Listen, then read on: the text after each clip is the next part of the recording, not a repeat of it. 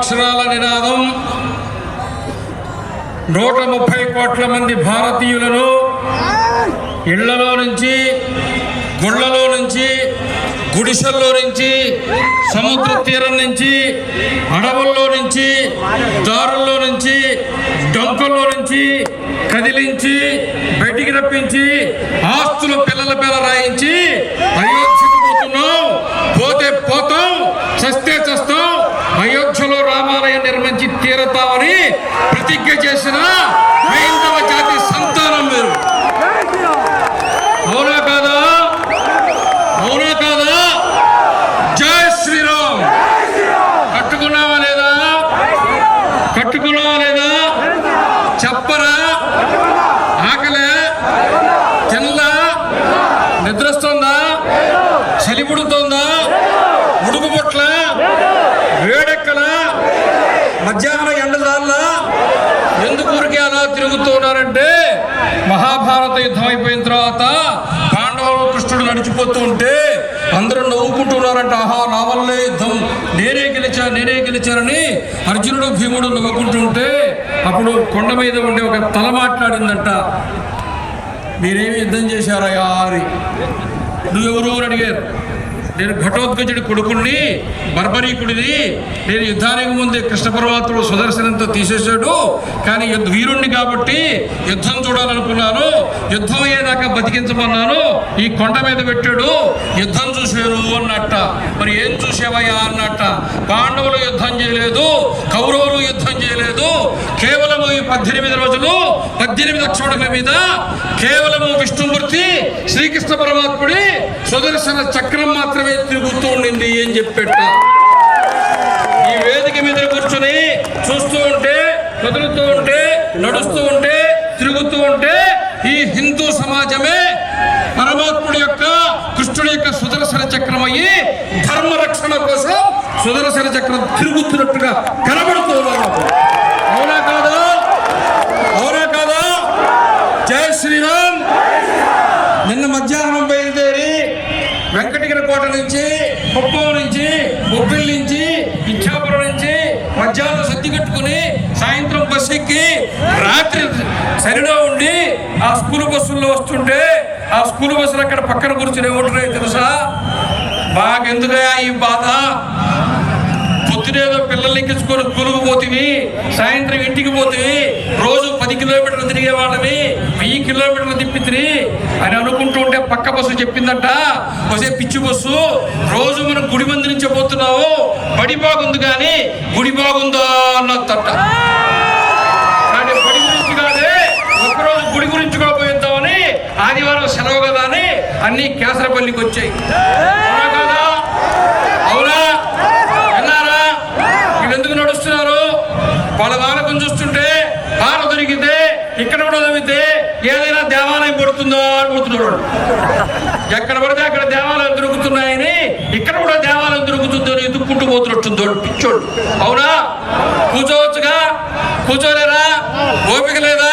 అయోధ్య కరసేవకు పోతుంటే దారి లేకపోతే, డొంక లేకపోతే, రోడ్డు తవ్వేస్తే, రైలు రద్దు చేస్తే, అడవుల్లో పడి, గడ్డల్లో పడి, గుట్టల్లో పడి అయోధ్యకు పోయి కరసేవ చేసిన హిందూ జాతికి సంబంధించిన వాడి అరగంట సేపు కుర్చీలో కుదురుగా కూర్చోలేవా? కూర్చోలేవా? ఆ వెనక కుర్చీలు ఖాళీ అయినాయి. ఏమంటే ఆ పక్కనే అన్నం పెడుతున్నారయ్యా, భోజనము సాంబారు వాసన వచ్చింది, మేము చేయగలిగింది లేదు, వేసిపోయావు అని చెప్పారు. అవునా కాదా? దేవాదాయ శాఖని రద్దు చేయాలనేటువంటిది మన ప్రధానమైనటువంటి అంశం. ఎందుకని?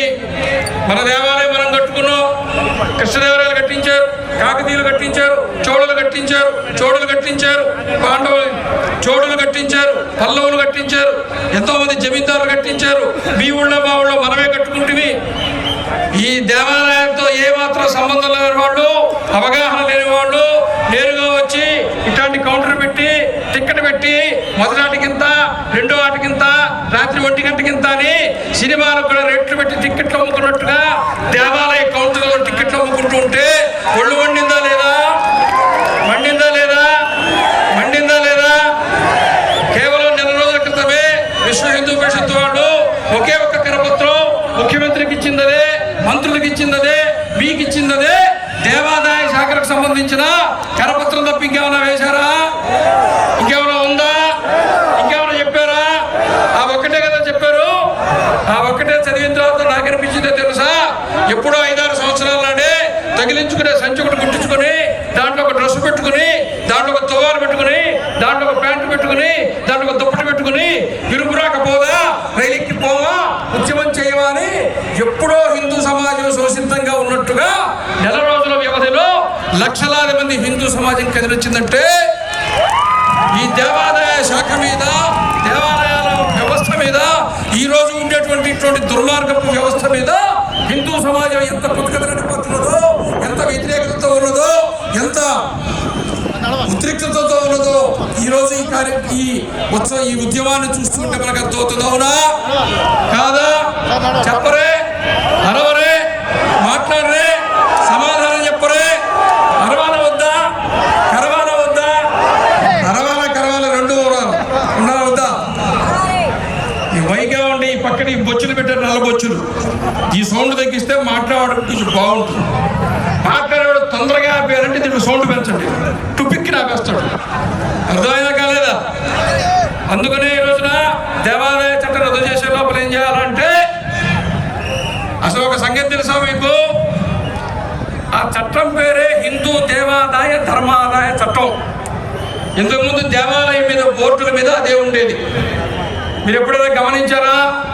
మొత్తం ఆంధ్రప్రదేశ్లో దేవాలయ బోర్డుల మీద హిందూ అనే శబ్దం తీసేశారు. మీకు గుర్తుంచుకోండి. పెట్టాలా వద్దా? హిందూ శబ్దం పెట్టాలా వద్దా? అడగాలా వద్దా? పోయి నిలబడాలా వద్దా? మీ ఊరు బడికి అయ్యారు రాకపోతే అడుగుతున్నారు లేదా?